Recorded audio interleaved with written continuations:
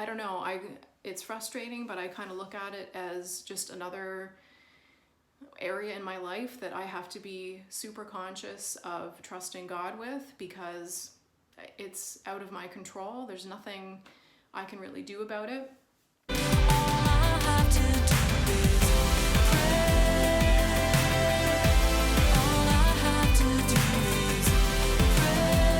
Hi everyone.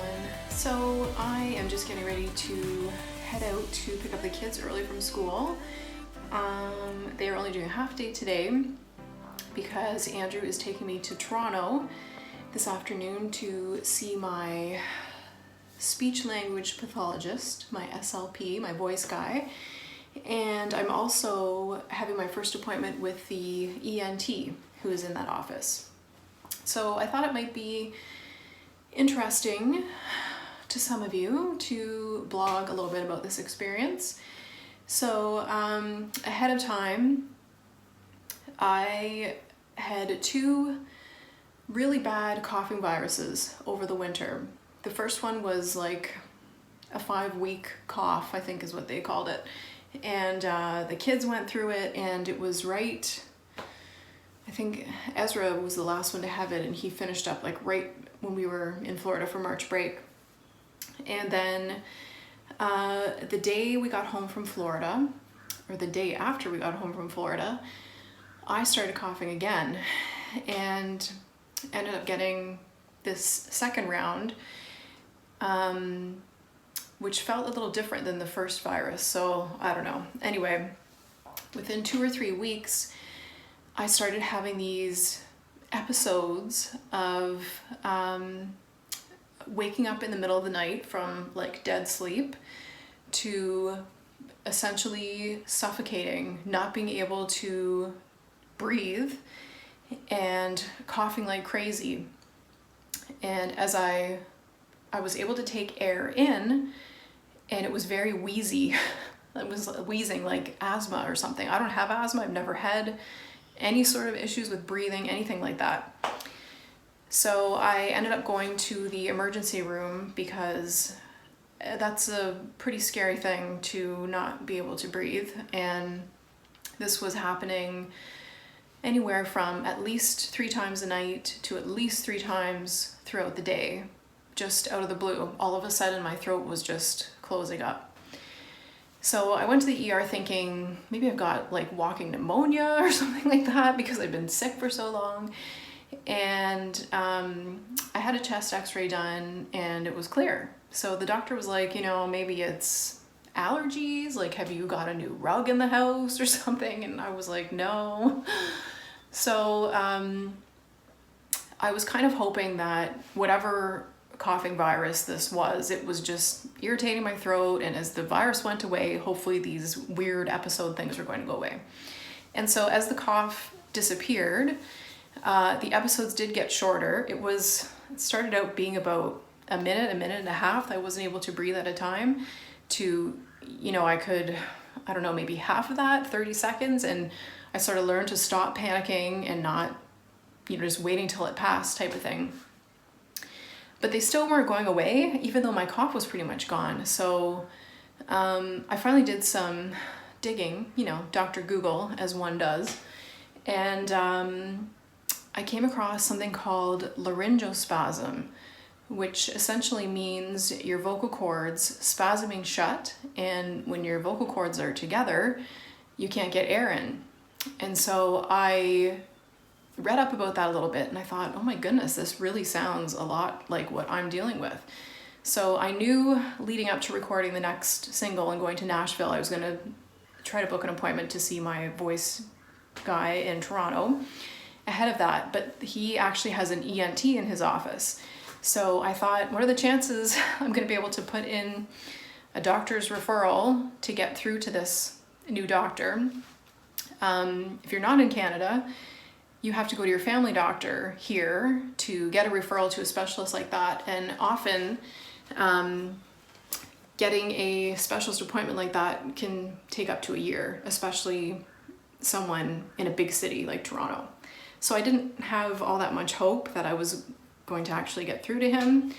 But it turned out they were not just able to get me in, they were able to get me in right before my other appointment. So I get to see both of them back to back today.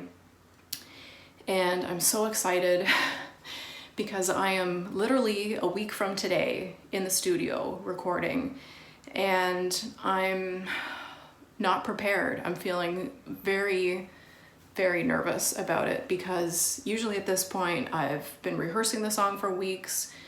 My voice is up to shape. I'm singing, 2+ hours every day in preparation for that long, several hours of straight singing. And I have not been able to do that this time. So I don't know if I'm right about the laryngospasm thing, or maybe it's something else, or maybe they're just gonna say it's just the remainder of this virus and it's gonna get better. I have no idea. So I'm trying to not worry about it too much of what it could be, but unfortunately that's just how I work. I wish I wasn't that way, but I'm a worrier by nature. So I'm trying to just stay calm, but I'm so grateful that I get to go in there today and see them. Because I think just going to Nashville without having anybody look at what's happening in there could be quite a problem. So I had a radio interview yesterday, and even just talking, about halfway through, my voice just locked up. And so I've been able to find ways at this point, now that it's not as severe as it was, to kind of keep talking through it. But I'm sure, I don't know, I don't think anybody else would even really be able to notice that too much. Like I certainly did, and that made me feel even more nervous. And I don't know, I haven't heard the interview yet, so we'll see. But I tell you that to show you that it's affecting me not just through singing, but also through talking. I've put up the previous video of my journey to trying to figure out my voice issues, which started back in 2016, so you have a little bit of that history there.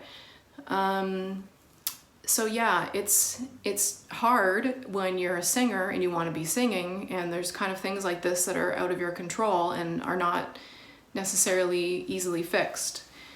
So I don't know, it's frustrating, but I kind of look at it as just another area in my life that I have to be super conscious of trusting God with, because it's out of my control. There's nothing I can really do about it.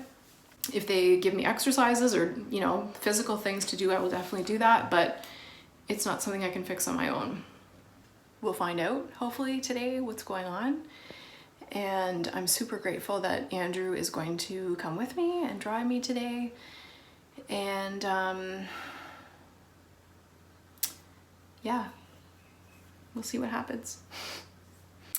Hey, so it is the next day after my 2 voice appointments, and things went better than I could have hoped for. So I'm breathing a huge sigh of relief today. And essentially what happened was I saw the new ENT first, and ENT is ear, nose, and throat doctor. And so we went over what's been happening, and I was right, it is laryngospasm. So he took a look at my vocal cords, which involves a super long camera that they put through your nose. It goes all the way down the back of your throat, and they can get a perfect look at what's happening. So the first good news was that my vocal cords are in perfect health, and there's no polyps or any kind of hemorrhage or any sort of issue with those. So that is number one, the first big sigh of relief, to know that everything's healthy despite all the coughing.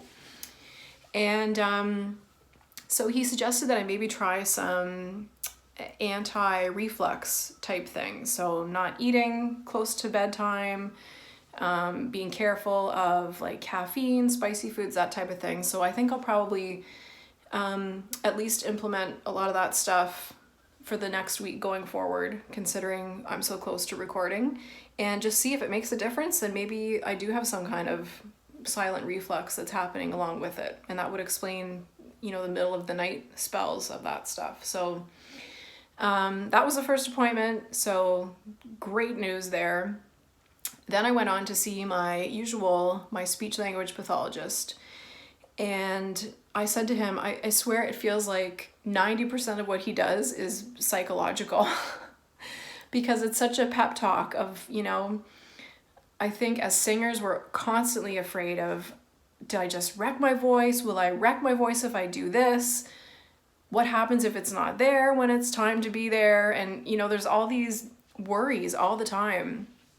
And it is a delicate thing. Your vocal cords are a delicate part of your body. But I think nothing shuts your voice down more than worrying about it. So it was so good to have that, to be able to go into him and say, okay, the vocal cords are good. And he does sort of an adjustment that's similar, I feel like, to osteopathy, if you know anything about that. But,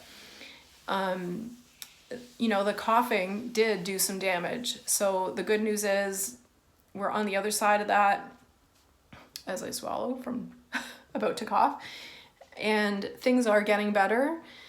It's taken a while because I was coughing for a while. So I think another week from now, it's going to be that much better. So I have a few things I can change in the meantime, a few things that I need to do mentally to prepare myself for Wednesday. And I need to just believe that I'm going to go in there feeling strong and it's going to go well. And the good news is I'm only recording one song. So I'd be feeling a lot worse if I was going in for like 4 days in a row to record a complete EP or something like that. So it's only one song. I love the song. I'm excited about it. And I just need to relax at this point, knowing that anatomically we're good.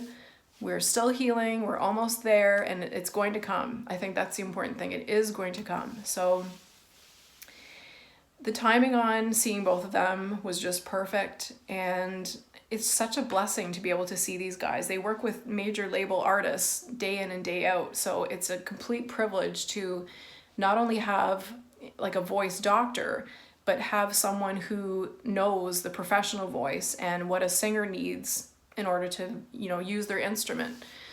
Yeah, I'm feeling good, and I'm trying to just keep myself relaxed at this point. And yeah, can't wait to get in the studio. So I think I'll end this vlog here. Hopefully it's been kind of interesting for you to see a little bit about what it takes for a singer, especially when they're having some voice issues, and I'll see you in the next video.